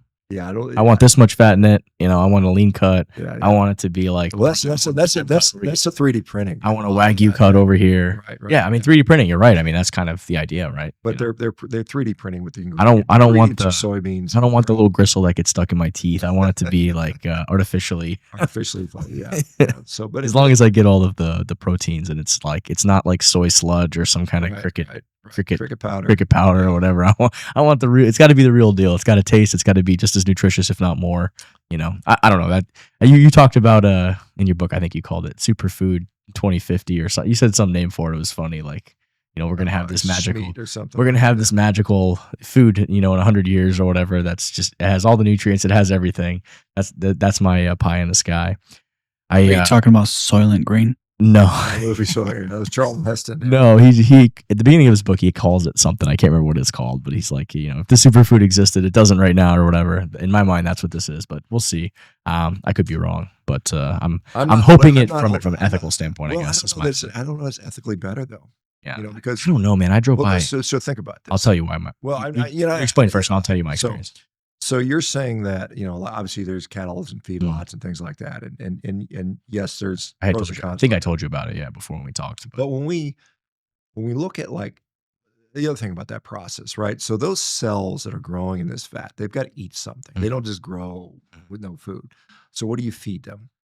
You feed them massive amounts of monocropped soybeans and peas to get the protein. You get all the sugars from also massive monocrops of sugar beets, probably most likely. So you have and then you have all the culture media. So you've got these massive agricultural inputs that have to be fed to these cells anyway.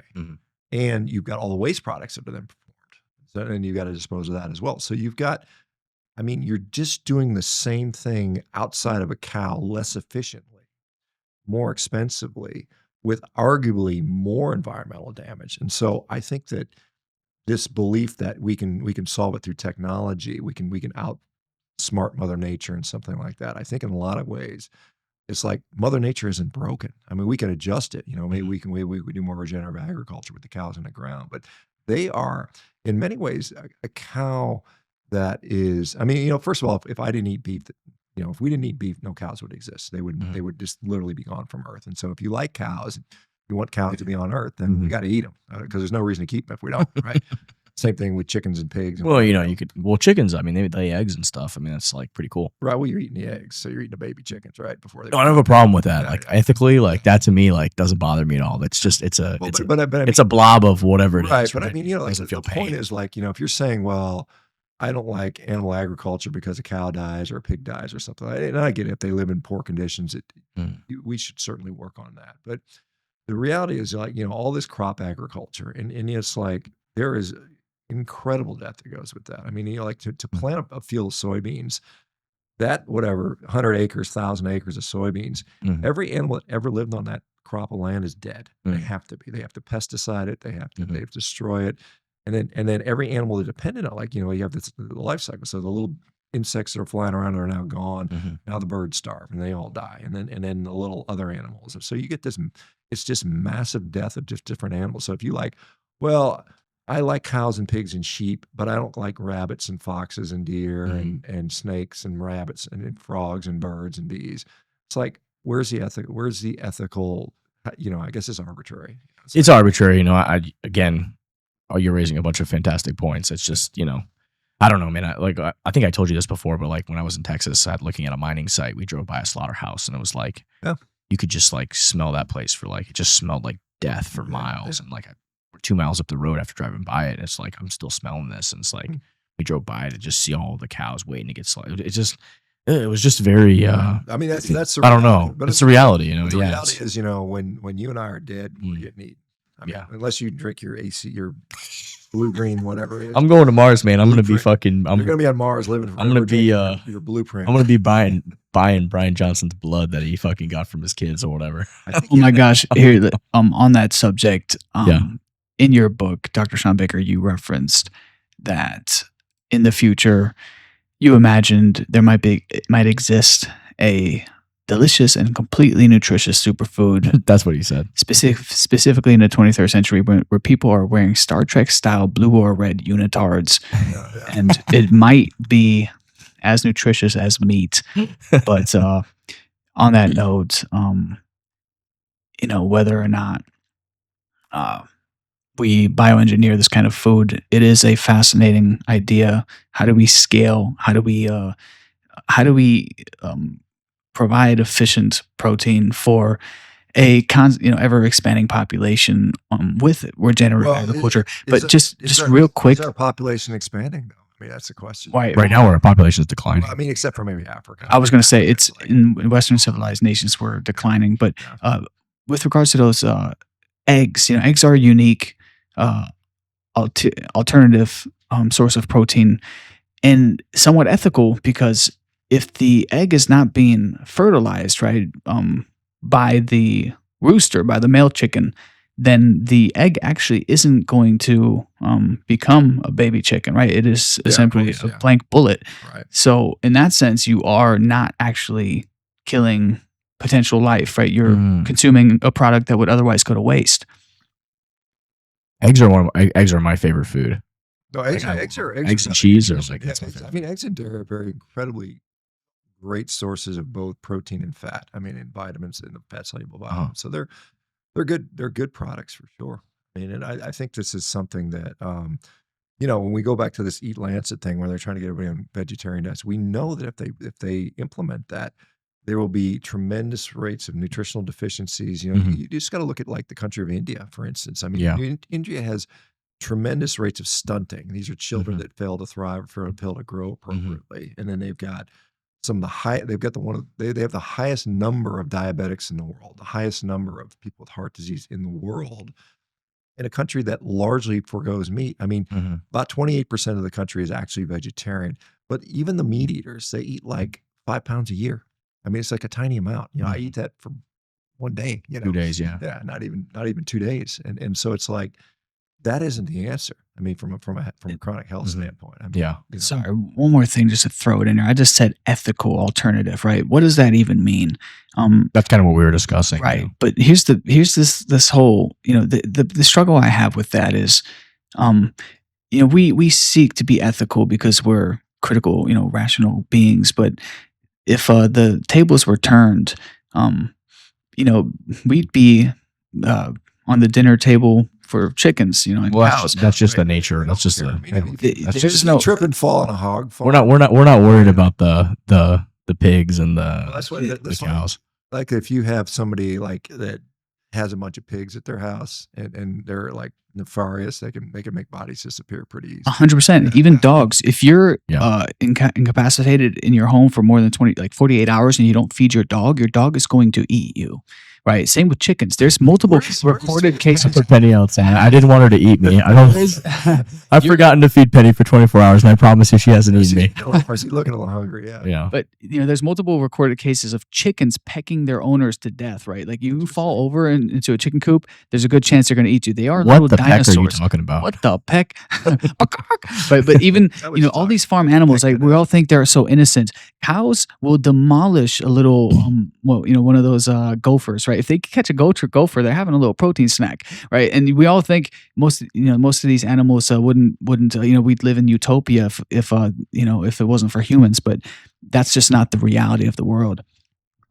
No, I mean, it's not. And, we have this sort of arbitrary classification of carnivores, omnivores, herbivores. And, really most of the herbivores are that because they suck at hunting. They just don't have the tools. Like, a cow is not very good at chasing down deer. I mean, it's just, but yeah, you're right. If a little baby chick wanders into its little feeding pen, it'll snap it up and have a little Scooby snack. I mean, they do it all the time. And so it's really kind of arbitrary to say, I don't, and if you read my book, I don't say humans are carnivores. I say we're omnivores. We're maybe we're facultative carnivores, which means we tend to do better on a meat-heavy or carnivorous diet, but we are clearly omnivores. I mean, I get these people out there saying, well, plants are trying to kill us. And I'm like, yeah, but they're not doing a very good job of it. We got 8 billion of us on the planet. So they wasn't very successful. Yeah. So, I mean, you can. But it's also evolutionarily. I mean, there's parts of the plant that, I think we talk about this. You talked about like leaves and stems. They don't want to be eaten, but other parts of the plant want to be eaten, like blueberries and stuff to spread seeds and do. Supposedly, something.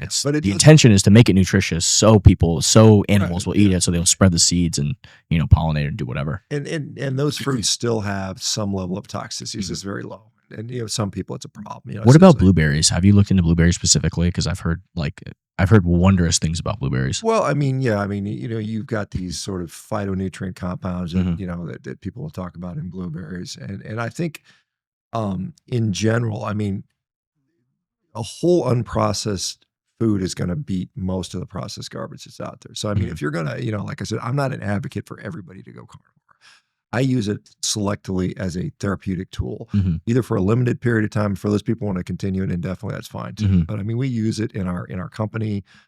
Not every patient that goes to Rivero is on a carnivore diet. We put some of them on there when it's necessary. So I mean, you're like, when you're trying to construct a diet, and you're like, yeah, I think blueberries for most people is probably a decent choice. I think that but I mean, the problem is it's not for every single person. And this is the thing that people get mad about when you say, well, maybe vegetables aren't like the superfood that everybody thinks it is. Eat your like I said, when I was a kid growing up, I hated vegetables. I still hate the vegetables. My parents used to force them on me. I'm like, I do the same thing to my kids. Yeah, and they don't like them probably, and you don't like them. Maybe you don't like them, and you're like, well, it's just because we've been brainwashed in believing that this is a superfood. The superfood is actually meat and eggs and dairy. I mean, but these other things can be supplemental. They can be, it used to be like if you go back to like, Europe 300-400 years ago, if you were fortunate enough to be part of the aristocracy, and if they fed you vegetables, that was insulting. Oh, wow. It was considered an insult. That's why you see all these big giant feasts where they've got like pheasants and peacocks and, every quail and all these birds and all these, every animal you can think of is their spread. But if you said somebody like a vegetarian desk, they would be like, this guy hates me. Maybe I got to watch out. I'm going to get killed next or something like that. So the vegetables are, in my view, overrated. And I know there's controversy. Some people get mad when you say that, but I mean, I just think they are. Going back to the the early hominid stuff, did you ever read about that little species of hominid? I think they were called the Homo floresiensis or whatever. They hunted the little pygmy mammoths on that island or whatever. Yeah. How did I guess the little pygmy mammoths co-evolved with the humans, and they got smaller because they were on the island. The humans got smaller. Well, it's like, it's like a fish in a small aquarium, right? The fish can't only get so big. So they're on a small island. They just, and it happens with kind of a lot of animal species. So I think that was the deal. And, it's interesting because, a lot of people, the original assumption was we just kind of went from one species to the next and the next. And it really was we interbreeded, crossbreeded, backbreeded. There was all kinds of mixtures. And like you and I probably have in us probably anywhere between 2 and 4% Neanderthal, a little bit of Denisovian. Yeah, I guess. Denisovian. Maybe we Uh-huh. got some, Homo friends. Well, maybe the real short guys too. I don't know. But I mean, it's interesting, and It's it's interesting, yeah. interesting, because and this is the other thing that I think is quite interesting because Neanderthals have had the biggest brains of all humans. I mean, their brain size was up to 1700 cc's. Now they weren't as successful. They died. I mean, they lived for like 600,000 years or something like that, and then they died out around 40 to 25,000 years ago. We just, the thought is maybe we just upbred them or something like that, or we mixed with them, had mixed with them, and they just kind of disappeared. But they, when we look at the populations that have the highest percentage of DNA that's Neanderthal, it's pretty much Eastern Asia. It's like, China, Korea, things like that. And it's also interesting, because they traditionally had the biggest brains than Neanderthals are.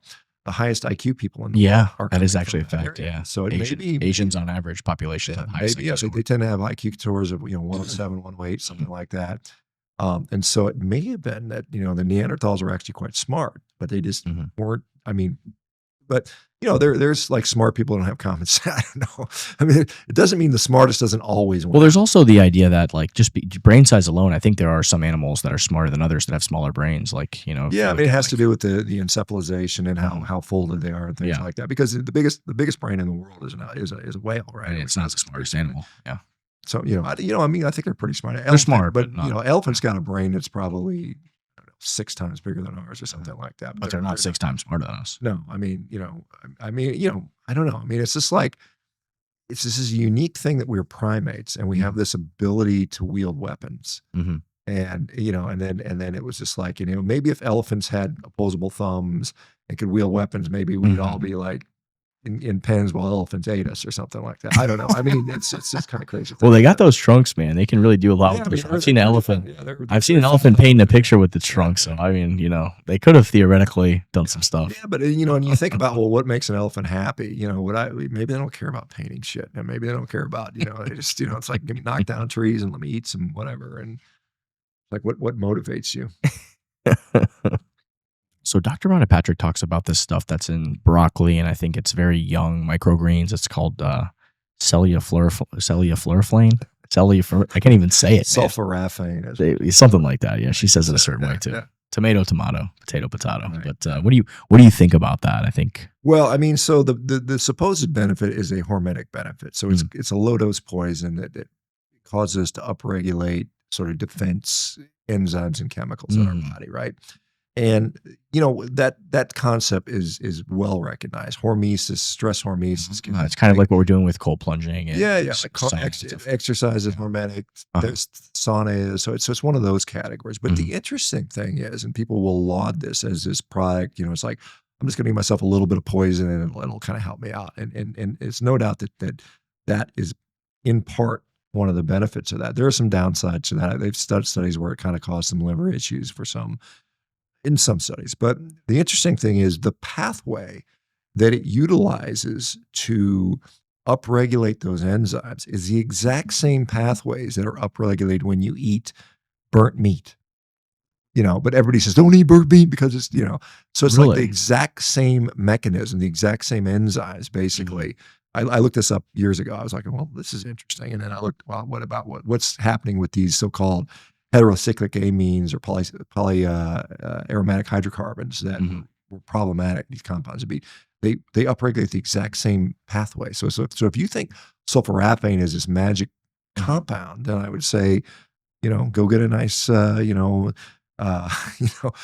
burn end brisket, get the same thing. The mainstream argument though is that it causes cancer if you got that really burnt meat. Like that's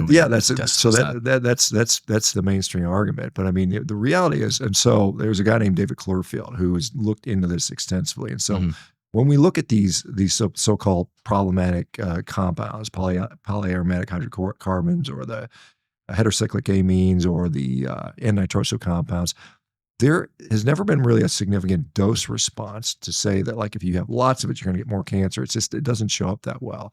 And most of the studies that were done are done in mice, which showed some effect. And the human data is very underwhelming, largely. And so we've like the whole red meat causes colon cancer. This is Mm. This is this came out of a paper that was published in 2015 by the World Health Organization. Now, coincidentally, Bill Gates was the largest private funder, and they have this sort of basically, uh, the panel that met for that was composed of about 30% vegans and vegetarians, and it was just none of that was declared, that was going on. That was kind of what we were talking about earlier. Yeah, yeah. So it was just like this thing where they made the statement. It was more of a political statement. The science that they based it on was absolutely ridiculous. I mean, it was like a bunch of epidemiologic studies, most of which showed that red meat did not cause cancer, but they excluded all of those because David Clearfield was on that committee, and he said this was the most frustrating experience of my academic career because they just threw out data that didn't support their previous, their foregoing conclusion. So they had a couple rat studies that showed that if you gave a rat a pro-cancer promoting drug, and you genetically selected them to get cancer, and you fed them meat and a bunch of sugar, they developed precancerous lesions. And it's like, but that was the basis of their science effectively. And there's a few, like the human studies were like almost completely not even worth they had nothing in there. But they made that statement. And so, but subsequent to that, there's been 3 or 4 large systematic reviews and meta-analysis that basically showed the exact opposite. Wow. But because the World Health Organization said it back then, that's like, that is the facts. And now we've seen, I know we're going to get into this topic of COVID. Yeah. A lot of people are finding that organization may not be the most trustworthy. Of course not. Yeah. Right. I mean, it's obviously they lost all their credibility. Right. So we've got that organization is the main mechanism by which people think red meat is cancer. World Health Organization 2015 IARC panel met in Lyon, France, and it was just garbage. It literally is. And so here's the deal with colorectal cancer. There are a lot of things that that are associated with higher rates of colorectal cancer. One is obesity. One is chronic inflammation, chronic, any other kind of concomitant disease. One is, chronic gut issues like IBS or IBD, or primarily IBD. So if you have Crohn's disease or ulcerative colitis, your risk for colorectal cancer goes up something like 2,000 to 3,000%. Wow. It's a huge risk factor because it's chronic inflammation. And so we see that. Now, when you go on a carnivore diet, you lose weight, you lose the obesity, your inflammation goes down, your glycemic control gets better. If you have Crohn's disease or ulcerative colitis, it largely goes away for most of the patients. Wow. So every significant risk factor goes away, and you're left with this tiny relative risk based on this crappy World Health Organization data to say that red meat causes cancer. So it's basically, it's more propaganda and marketing than it is reality. You mentioned the Harvard study as well, that it can help reverse diabetes. A lot of chronic pain goes away, the autoimmune stuff. Is that what you're talking about right now? Well, I mean, with what we do with our company, Rivera, I mean, we basically take people with metabolic disease like diabetes, obesity, hypertension, autoimmune diseases, a whole host of those, and then inflammatory conditions. And we put them on, at the very least, low-carb diets. Sometimes we'll put them on ketogenic diets. Sometimes we'll put them on carnivore diets. And, we just, after, like I said, we launched 2 years ago. We got licensed in all 50 states. We run hundreds of patients through our program now, and across the board, they are losing weight. Their diabetes is going away. They're coming off medication. Their inflammation is going down. Their inflammatory markers are going down. Their quality of life is going better. Their symptoms are going away completely. And so, and we're using a lot of meat in those people. And it's like, this is a reality of what happens with results in real people in real life, and not some, research paper where it's epidemiologic based and then some stupid rat studies, which don't really work. Interesting. Fascinating. The other one thing I wanted to ask you about, I know somebody mentioned this to me earlier. You do talk about it in your book about this idea of scurvy when you're only eating meat, and that the sailors who were getting scurvy, they were eating this dried meat as opposed to just more raw, kind of new, fresh meat. Right. Can you explain that a little bit? Yeah. So, I mean, scurvy is basically a disease that is predicated on lack of access to fresh food. Meat, vegetables, fruit, doesn't really matter. If you don't have fresh food in your diet, this is what was happening. So these guys going on long voyages, they just can't keep fresh food on a boat for months or whatever. They're sailing from England to the New World or something like that. And so these guys would get scurvy. But what they've discovered in, the native populations already knew this, but like these people were exploring the polar regions, you know, the guys that went up Shackleford, and some of these guys were going North and South Pole, Mhm. Peary, and those guys, they would see that if their sailors had access to meat, fresh meat, Mhm. scurvy would go away. If Mhm. they had access to fresh meat, scurvy wouldn't appear. And you know, scurvy is largely a historical disease. You don't see it in modern times. You do see it occasionally, but it's usually in somebody who lives on process, you know, somebody that Mhm. lives on Takis and, you know, Mhm. hot pot, not even hot pockets, you know, just garbage food. That's when Yeah. you're going to see scurvy. I've never seen a bona fide case of scurvy on anyone on a carnivore diet. Now, you've had some people Mhm. say, oh, my gums were a little sensitive, but that's not scurvy. Scurvy it kills you. I mean, you literally die from it. Your Wow. joints fall apart. They start bleeding. You have these horrible rashes on your skin. Your skin starts falling apart. It's not like this subtle thing. It is a Mhm. in your face, you're going to die type of thing.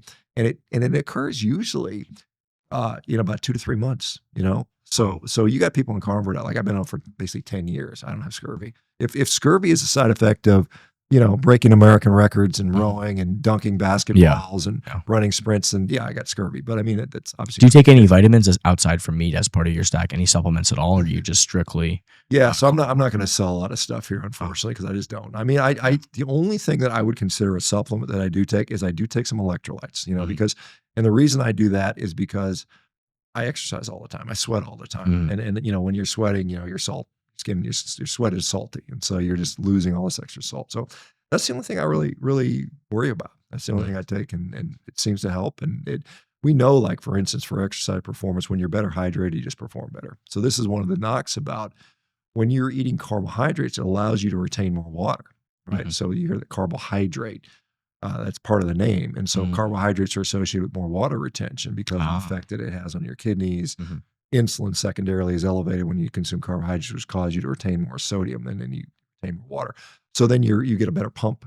Your muscles contract harder. And so that's one of the benefits. So, but you can hack that by just, if you're not consuming carbohydrates, you just get a bunch of electrolyte water, chug it before Mhm. you go work out, and then your pumps are good. You Gotcha. perform well. And so, yeah, so I'm not much of a supplement guy. Unfortunately, I wish if I was, I could sell a bunch of supplements, maybe make a bunch. Dr. Shawn Baker, come on, don't hold back on us.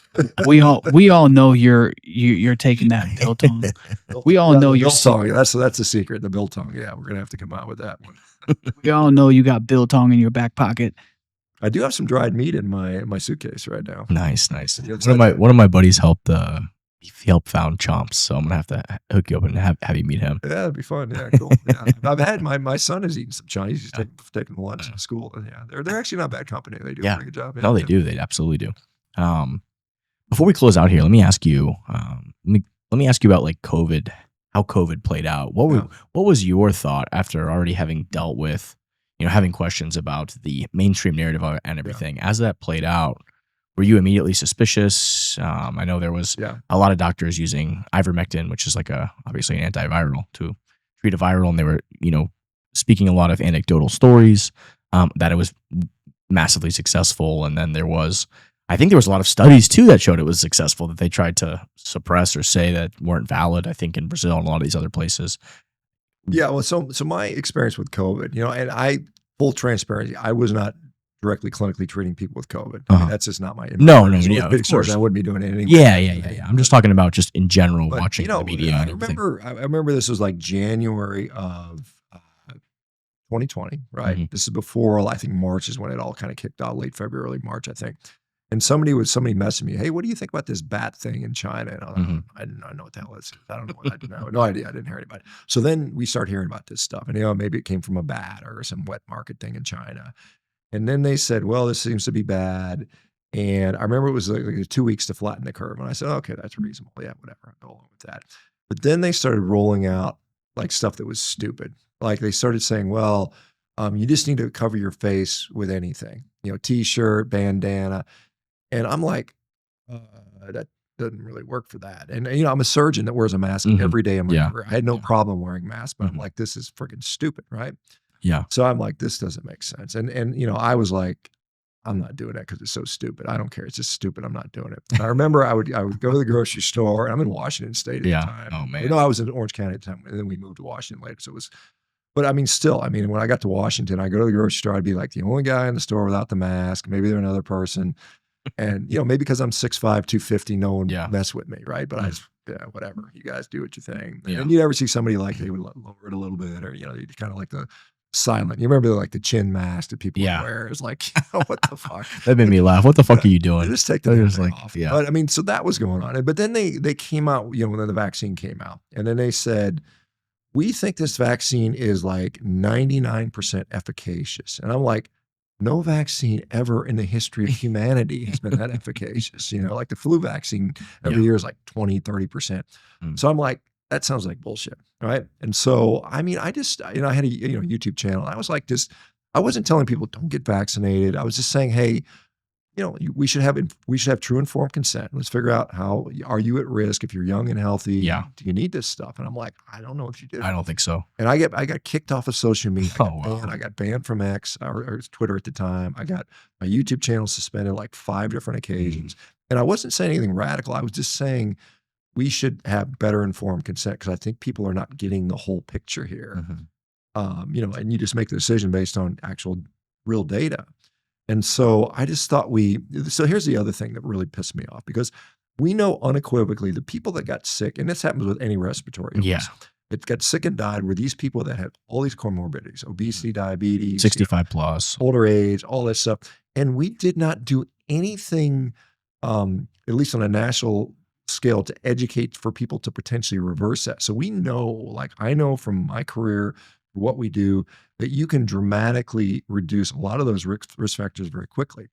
Like particularly like glycemic control. You can take a diabetic who's poorly controlled, and within a week, you can bring their blood glucose down to almost normal levels just with the right nutrition. And instead of doing that, I remember hearing this ad from the UK, and it was some woman dietitian saying, well, it's a very stressful time. It's not a good time to try to clean up your diet. You should just eat comfort food and, maybe have extra pie or something like that. This is literally like nutrition is telling people to do that during COVID. Oh my gosh. And I was like, this is madness and insane. But we spent, I think our response was about $1 trillion we spent on this response. And you could not go into a single public place without seeing wear a mask, stand 6 feet apart, wash your hands. They spent literally $1 trillion on a lot of this stuff, billions of dollars in the marketing around it. It's unbelievable how much money was wasted, how much incompetence. Every radio station, every place you went, not 1 cent was spent on, hey, why don't you try to, maybe let's clean up your diet a little bit. Let's do a little walking. Yeah. The fact that, they closed gyms. Look what they did to Joe. I mean, they literally put him on TV and they auto-tuned his face, made him more, did all that stuff. It was such propaganda around that stuff. And so this is why we are here in 2025, when the majority of Americans don't trust the CDC. The majority of Americans don't even trust their own doctors anymore. And it's kind of their own fault, because they so egregiously. Yeah, you lost all your credibility. Same thing with the media. Yeah, they mainstream media has zero credibility. Used all the trust of anybody that might have had any trust in them. And then there was a few people that you still see people today that are just like die hard. Well, like now you've got the women that are pregnant, like gobbling Tylenol. Because unbelievable. I mean, it's just like this is just stupidity. I mean, it's just like, at least say, okay, whatever, you can ignore it, but don't just sit there and like. I mean, I would, people, the classic things make, what would this person drive around in a car by himself? He's wearing a mask. Why? I saw that. Like, what the heck? I don't know how bad it was in Florida. I mean, it was definitely not as bad in Florida. We was like, like you said, the first week or two, like, 2 weeks to flatten the curve. Like, okay, that kind of makes sense. We'll hang out for a week or two and figure out how serious this thing really is. And then after that, DeSantis was like, yeah, we're not playing this game. We're going to lock down the nursing home facilities. We're going to kind of have some control there. The food comes in and out. And aside from that, people. I mean, I think go forth and prosper. Again, I'm not a epidemiologist. I'm not a but I mean, in years past, I think generally the results are protect the vulnerable people.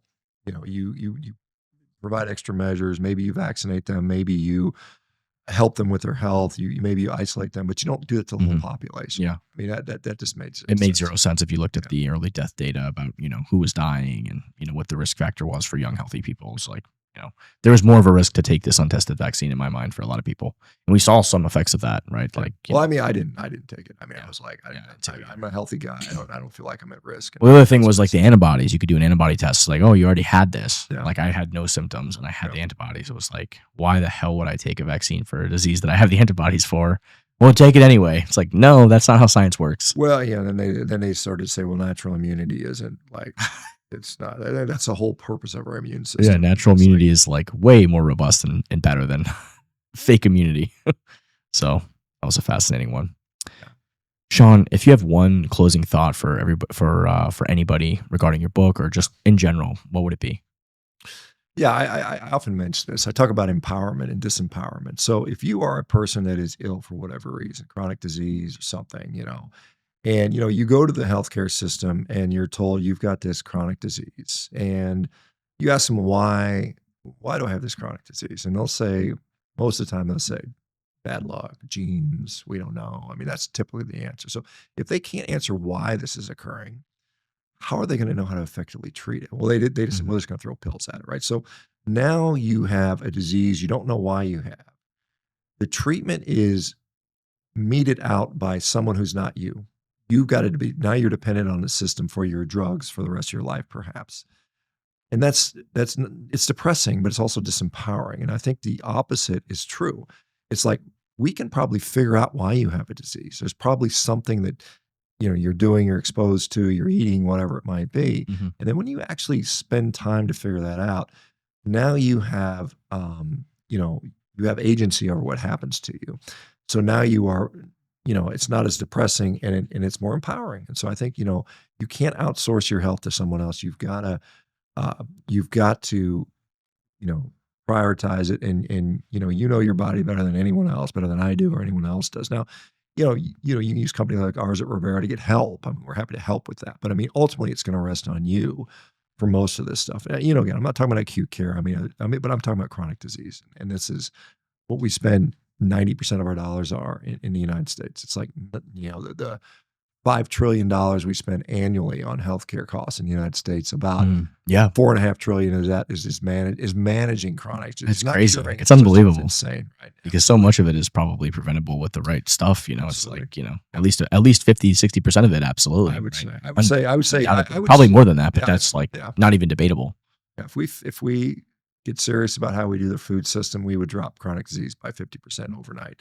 Are you very pleased with RFK Jr. getting in that position and I think his heart's in the right place in general. I know he's very controversial. A lot of people disagree with what he's doing, but I think that unfortunately, the forces that he is up against is going to make it really hard to make sweeping, meaningful changes, even despite the intention.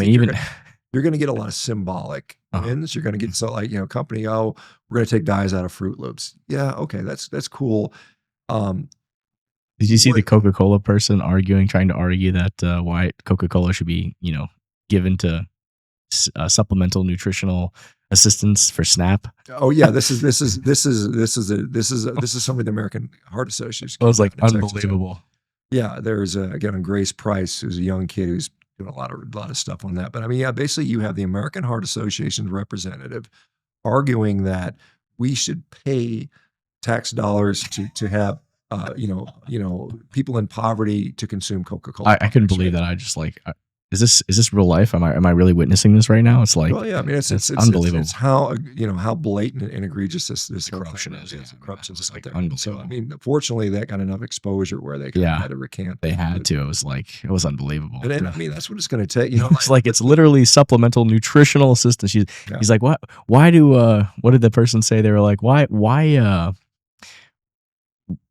Something about like nutrition or something, like complaining, like, hey, why is it your job to like figure out what's nutritious or whatever? He's like, this program is literally called the Supplementary Nutrition Program. Right. You know what I mean? Exactly. Yeah, I was like, yeah. So I mean, drop the mic. Back to the thing with the, is RFK going to be effective long term?